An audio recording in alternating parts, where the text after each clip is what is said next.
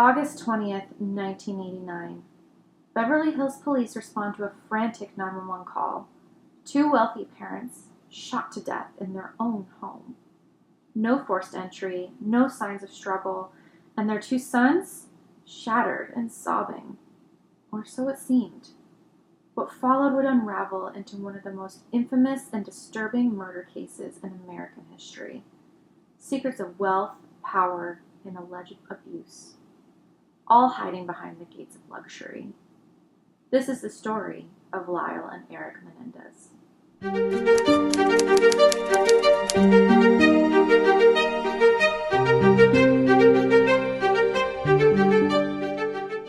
Hey everybody, and welcome back to another episode of A Brush Wood. I'm your host, Miss Casey Hunalay, and in this series I sit down, I tell you a true crime story, and I paint you or draw you or do something artistic related to the case for you. So if you love true crime and you love art, better hit that subscribe button. That way you will never miss one of my terrible but hopefully creatively inspiring stories. So I have a little bit of a different setup right now. I'm kind of sitting on my couch here. I don't really have any new art pieces to show you guys. I'm sorry about that. I'm just busy. I'm a busy girl. So I don't have any new pieces to show you right now, but I hope that's okay. And what case are we covering today? We are covering the Menendez brothers. Yes, it's a big one. And there's been so many developments in the last, 35 years. Just a lot going on, a lot to unpack. So we better get started. So let's get into this, guys. Oh, I forgot to tell you guys. So I set up a new form for you guys. It's a submit a case to Casey form on my website. So if you'd like to recommend a case that you want me to talk about, and I need to stop saying so many times. I was going to say again. Anyways, it is on my website. I will put a link in the description if you want to recommend a case to me. That way I can cover it for you. And even if you if you were involved in a case, if you had some kind of connection to a case, I would love to hear it and I'd love to cover it on my channel. So go ahead and, hit that link in the description button, in the description box. And that way you can tell me all of the dirty, gross details and I can cover that case. All right, guys. Again, like I said, a lot to unpack. So let's get into it. So, the night of the murders, August 20th, 1989. Were you alive? Some of you were, I'm sure. I was not yet. But in Beverly Hills, the Menendez home at 722 North Elm Drive, it was a 9,000 square foot Spanish-style mansion and one of the wealthiest zip codes in the country. So very affluent, very wealthy. Around 10 p.m. that night, two armed men went into the house armed with 12-gauge Mossberg shotguns. Kitty and José Menendez were sitting on the couch watching The Spy Who Loved Me, which is a James Bond film, and they were eating ice cream at the time. Kitty Menendez, the mother, was shot first, possibly to disable her before she could run, is what the, investigators suspected later. The initial shot hit her in the leg, shattering her kneecap and pretty much disabling her. She tried to flee and is crawling in the hallway, and there she is shot multiple times in the chest, face, and arm. One blast to the face leaves her almost unrecognizable.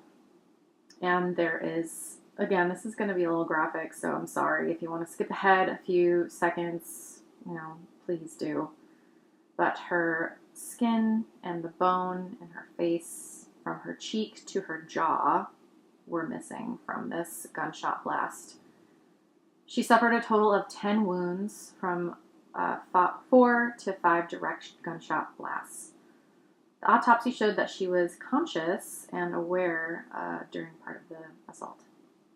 And again, I'm going to try to stop saying and ooh so many times. But it's hard, and I'm trying to be professional. Anyways, let's get to the other murder. I'm laughing because I'm weird, and I'm uncomfortable, and I can't help myself. It's not funny. It's not a funny situation. José Menendez was then shot while sitting, the first shot to the back of his head, just above the right ear. He was killed instantly with massive destruction to his skull and brain. He was then shot 4 more times, can we say overkill, in the arm, chest, and the right leg. The force of the initial headshot blew, again, graphic, so I'm sorry. It blew part of his skull, and his brain matter was across the room, hitting a painting behind him. This scene was bloody.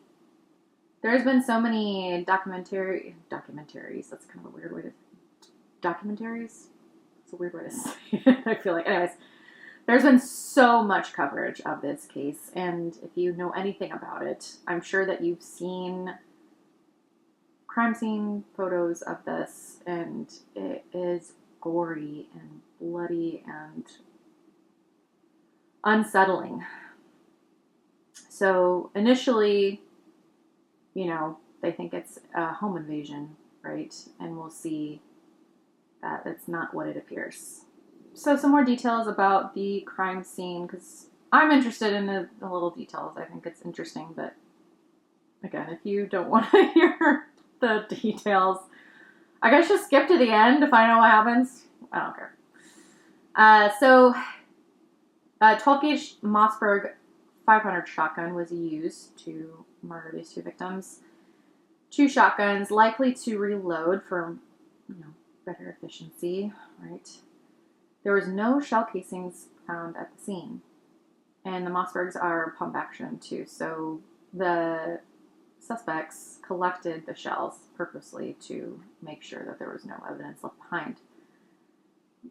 Police determined that this was a sign of planning and making sure that they were not caught, which makes sense, right? The TV was still on when they were found. The ice cream was also spilled next to Kitty. Jose's body was slumped over the couch, and his head was almost completely destroyed. Unrecognizable. Kitty was the same way. Kitty's body her body was found halfway down the hallway, covered in blood, and just the brutality and the mess, it's just so much. There's furniture and walls are just covered in blood and tissue, and like I said before, the painting behind Jose's body had blood and brain matter on it, so it's just a nasty scene. Neighbors had reported that they did hear some noises, but they assumed that it was fireworks or a movie. And again, this is like a very wealthy, affluent neighborhood. You don't hear that type of stuff in those neighborhoods, right? So I think their assumption was, not correct. Obviously, it wasn't correct. It was gunshots, but, it's understandable, is what I'm saying. Around 11:45, I have PN. PM. Do you guys watch Workaholics, where they're talking about if it's PN or PM? Post-noon. I think we should change it to post-noon. Anyway, so 11:45 p.m., Lyle Menendez, the oldest brother and son of Kitty and Jose, come home from watching a movie, and he dials 911. He's sobbing and screaming hysterically, "Someone killed my parents!" The dispatcher tried to get more information, but Lyle was almost unintelligible, through sobs and wailing and crying. He eventually said they were shot. Oh my God. Erik can also be heard crying in the background during this 111. 911 call, and that all plays into the emotional shock of discovering their parents murdered, right? So initially, again, like I said, the police think that this is a home invasion. The brothers told police that they had gone to see a movie, Batman, together and returned to find their parents murdered in the den. They claimed they had no idea who could have done it, suggesting a mob hit or business enemies of their father. Jose had a lot of ties in the entertainment industry, so it wasn't out of the realm of possibility that that could be the case. There's a lot of shady people in the entertainment industry. I mean, there's a lot of shady people here in the entertainment industry. It's Las Vegas, right? This is Beverly Hills. Police saw no sign of forced entry, but the scene was brutal. Shotgun wounds, blood everywhere. Investigators initially believed it may have been a professional execution from one of Jose's business dealings or someone holding a grudge, or I don't know. Jose's autopsy, his cause of death was massive head trauma from gunshot blast. Entry wound was right behind the right ear, close range, likely fired from only 2 or 3 feet away, which, if you've ever shot a shotgun before, or just a gun in general, it can cause so much damage from but if you're right close, there's going to be nothing left, right?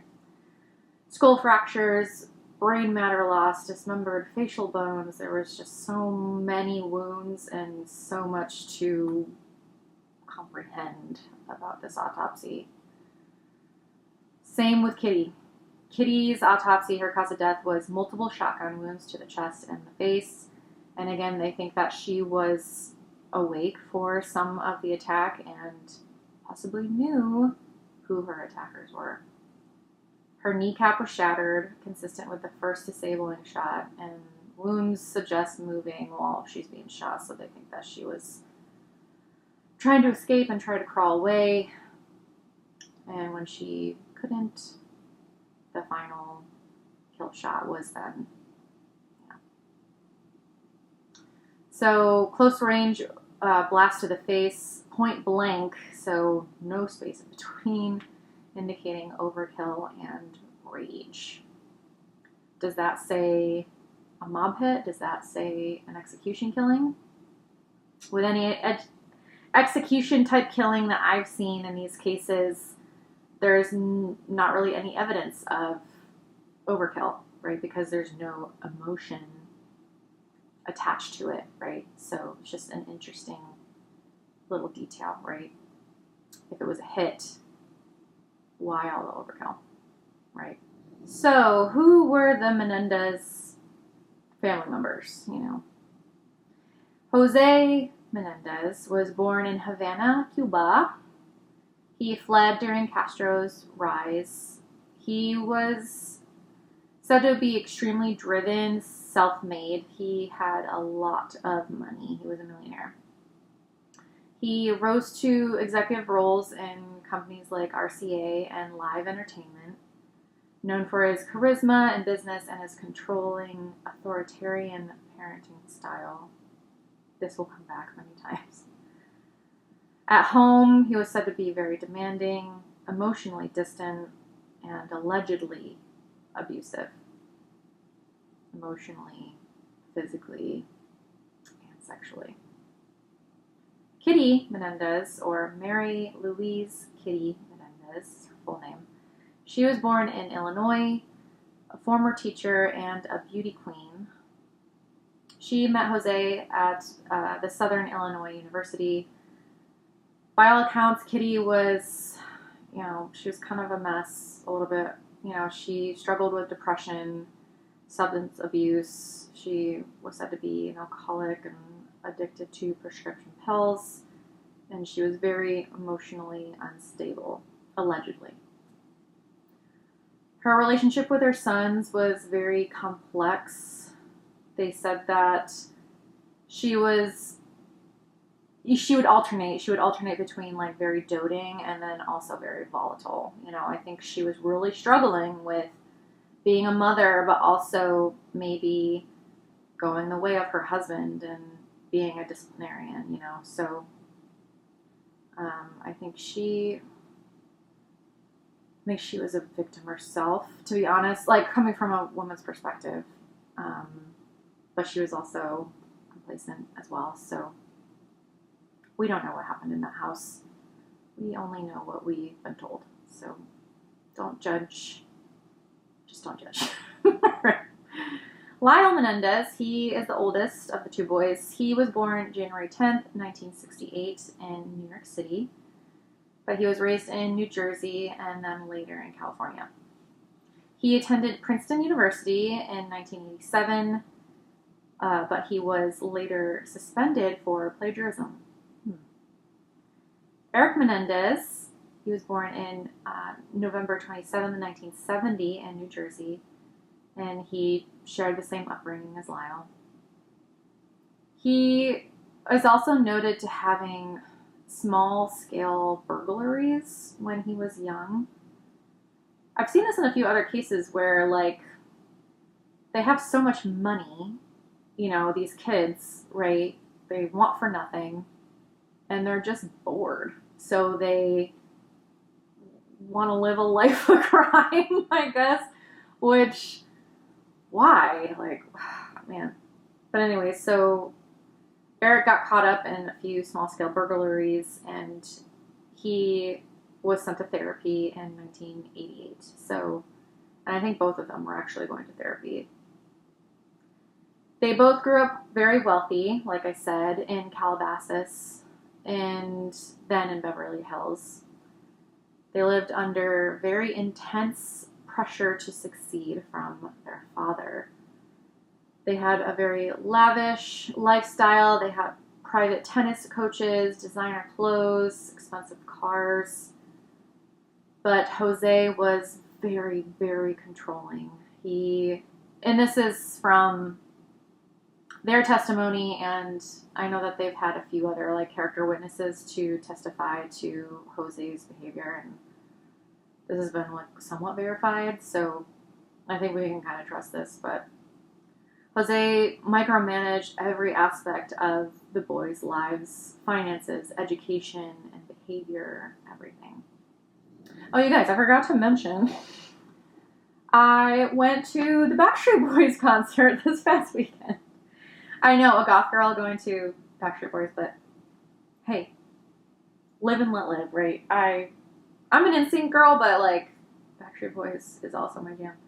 And I got this cool t-shirt. That's why I'm wearing this. They did an amazing job, and if you want to know more about how the concert was and what my experience was, go ahead and check out my Get Ready With Me video for the Menendez brothers video on my channel, and you can learn more about how my time was at the Backstreet Boys concert.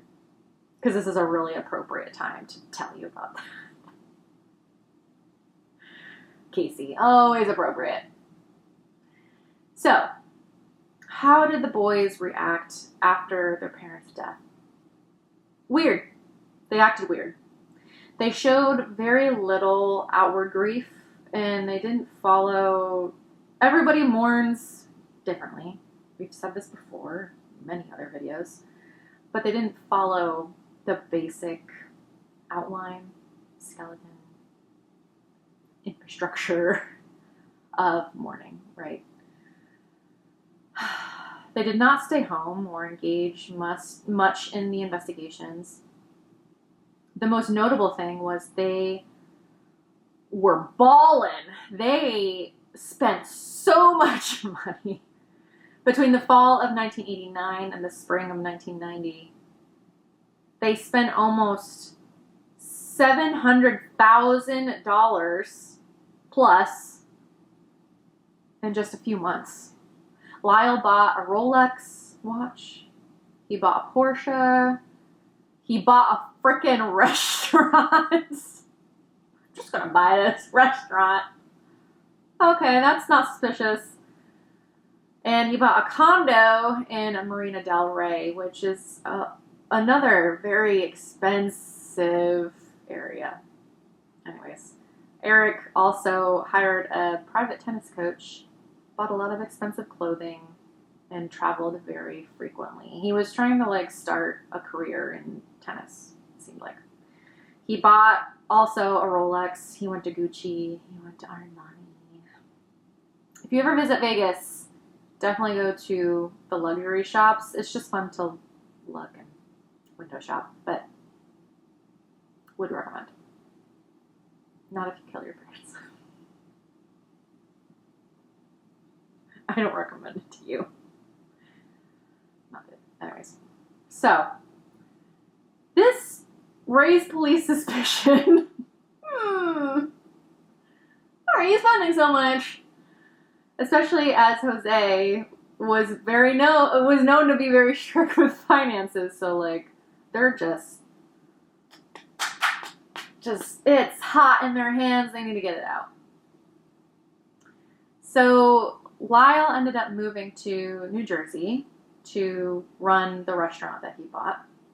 And then Erik played a lot of tennis in Israel and Europe.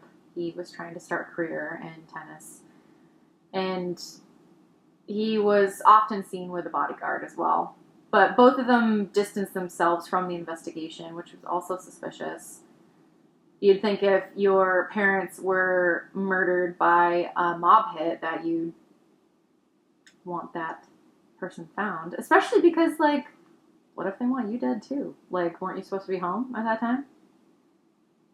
At least, try to pretend that you're worried, right? Their psychologist, this is where the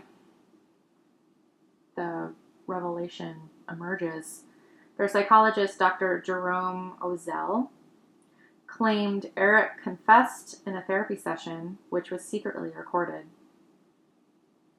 He confessed to the therapist, it was recorded, and Ozell's mistress, which I think was his secretary at the time, Judah Long Smith, she took that tape to the police and reported that out of fear for her safety, Erik confessed to killing both of his parents. The police obtained the tapes and, this triggered the investigation to focus solely on Erik and Lyle Menendez. So this is where this circus starts. All right. Lyle was arrested on March 8th, 1990, and Erik was surrendered. He surrendered on March 11th, 1990, after returning from Israel from his tennis stuff. So this is where, a lot of evidence is gathered, juries put together, the trial is put together, right? And the first trial starts in 1993, so 3 years later. And the first trial, each brother had a separate jury, and this will change because there is a second trial. Their defense focused heavily, trigger warning for abuse, sexual abuse. So if you can't hear that right now, please skip forward a little bit and we'll try to get through this together. So the defense in the first trial focused heavily on the alleged long-term sexual, physical, and emotional abuse brought on by their father, Jose. Erik testified in graphic detail about his sexual abuse starting at only the age 6. Lyle described both parents as very manipulative, controlling, and complicit, especially his mother. The strategy was to present the killings as an act of self-defense, claiming that the brothers believed their parents were about to kill them to cover up the abuse. And like I said earlier, there's been so much coverage of this case, and there was a documentary that came out a few years ago that I watched. I couldn't even finish it because of just all of the really heavy abuse language and stuff, and it's shocking what allegedly happened in that house. So I can see why this would be so moving, right? This is true. What is happening up here to a person that's experienced this much trauma since the age of 6 years old? It's really upsetting. The trial ends in 2 mistrials.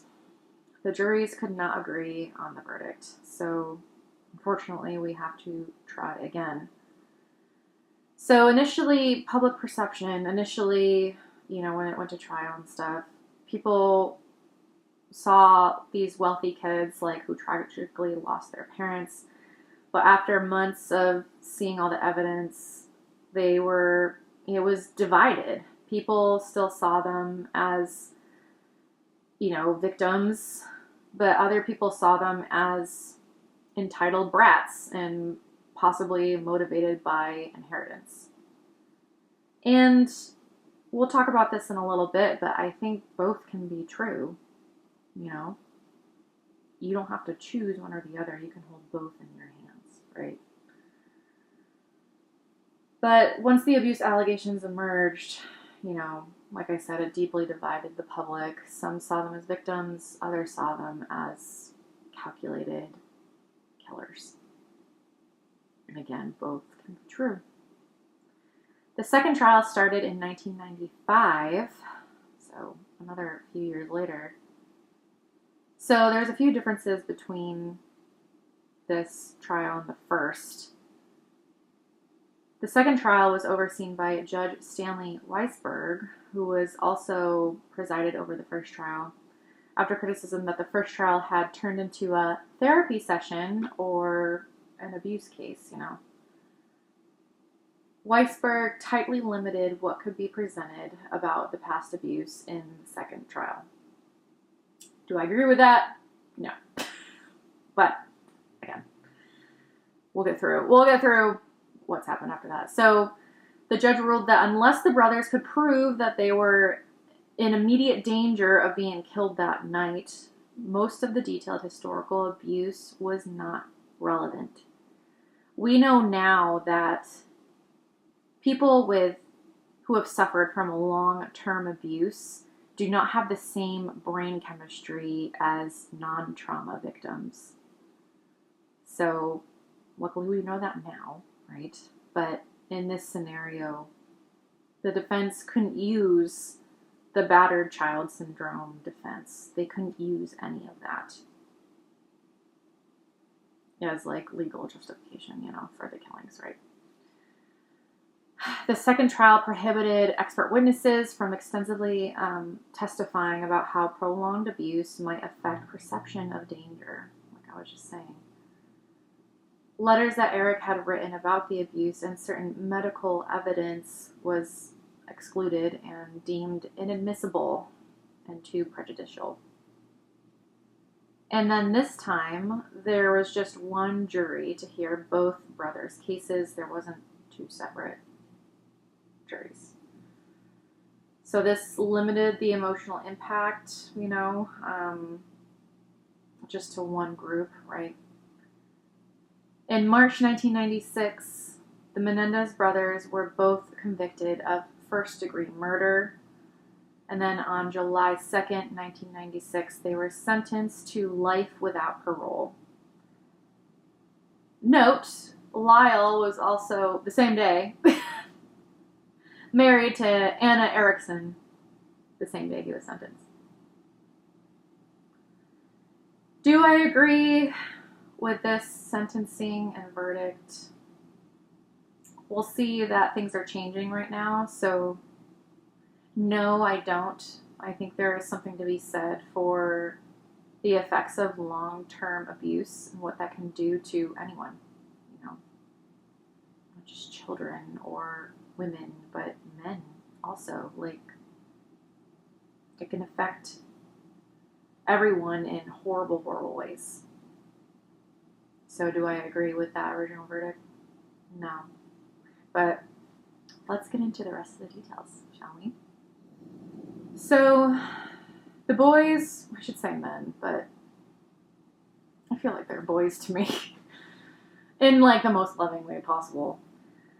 The boys were sent to 2 separate prisons. Like I said, Lyle married Anna Erickson the same day that they were sentenced, but he's been married a few times. So I wanted to cover that. So he divorced Anna, and then he married Rebecca Sneed, and he was married to her for, a long time. He married her in 2003, but they recently got divorced, I think last year, maybe the year before. It's recent. And now Lyle is dating a 21-year-old I saw named Millie Buxey. That's gross, right? He's like 57.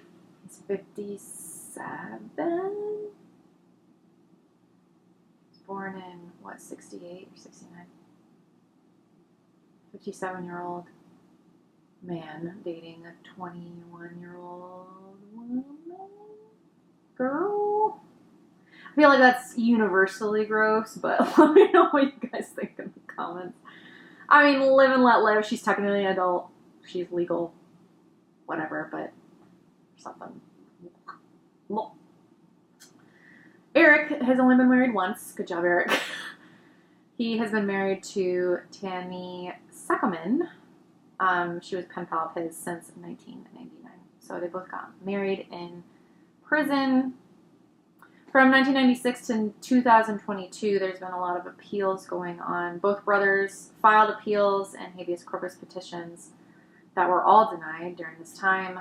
They pursued education and rehabilitation in prison to kind of support, if they do get an appeal, if they do get a chance to possibly get parole or release, that there's evidence of rehabilitation, right? So, and then they were eventually reunited into the same facility in 2018 at Richard J. Donovan Correctional Facility. So they were reunited. May 2023 to late 2024, this is when there has been new evidence and renewed attention to the Menendez case. And I believe this is kind of in conjunction with that documentary I was talking about. It came out, I don't know, maybe 2019, maybe? I was living in California. I remember watching it there, 2019-ish. And anyways, there's been kind of this little smoldering spark that was created after that documentary came out. And now there's all of this renewed attention around the case. A former Menudo member alleges that he was also abused by José Menendez. So this is part of the new evidence that I was talking about. And then Erik, he has also a pre-murder letter describing all of this abuse, right? And a habeas petition is filed in May 2023. And then September of 2024, this is when Netflix releases Monsters, the Lyle and Erik Menendez story. And this is what really lights it on fire, I think, creating a lot of renewed public interest into the case. And then in October 2024, this is when the LA DA, George Gascon initiates review of the convictions. And he calls for a resentencing, or he is reviewing for a resentencing. A hearing is scheduled for late November. And then in February, of 2025, so just this year, the new DA, Nathan Hutchman, withdrew support from resentencing, calling the self-defense claim fabricated. So there's a lot of back and forth going on here. April 11th of 2025, this is where the Superior Court Judge Jessic rules resentencing may proceed under a 2023 California law. So May 13th, my birthday, 2025, this is when the resentencing actually happens, and Judge Jessic resentences Erik and Lyle Menendez to 50 years to life. making them eligible for parole, because remember, they were life in prison without parole. Now they have a renewed hope that parole is possible. So they are eligible for parole review this summer and fall of 2025. We don't know exactly when that's going to happen, but a lot of reviews are happening. Parole suitability. There's a parole suitability hearing going on June 13th, 2025, which was just about a month ago. But the results are still pending, right? So the governor does have power to veto this if he doesn't want anything to happen. But the next steps include the parole board and the governor decision. So I guess we are all waiting to see if they're, gonna release them to the parole board, and then there will be parole hearings, and then we will see what happens. Woof! Oh my God, that was a lot of information. And then, so once if they do go to parole, right, then the California Board of Parole has 120 days to decide post-hearing if they're going to grant parole, right? So a lot of waiting going on, a lot of possible updates for you guys coming up. But yeah, this case was crazy, and again, I have like mixed feelings about it, right? Like, is murder ever the answer? No, it's never the answer. But if someone is driven to the point of abuse that they just can't take it anymore and they fear for their life, then what other options do they have, And the younger brother, Erik, was the one being abused. And I think Lyle was too. There was mentions of that. But not to the extent of Lyle. Or not to the extent of Erik, I'm sorry. So was Lyle just trying to protect his younger brother too? And he was in it too. He was in that abuse too, So I don't know. What do you guys think?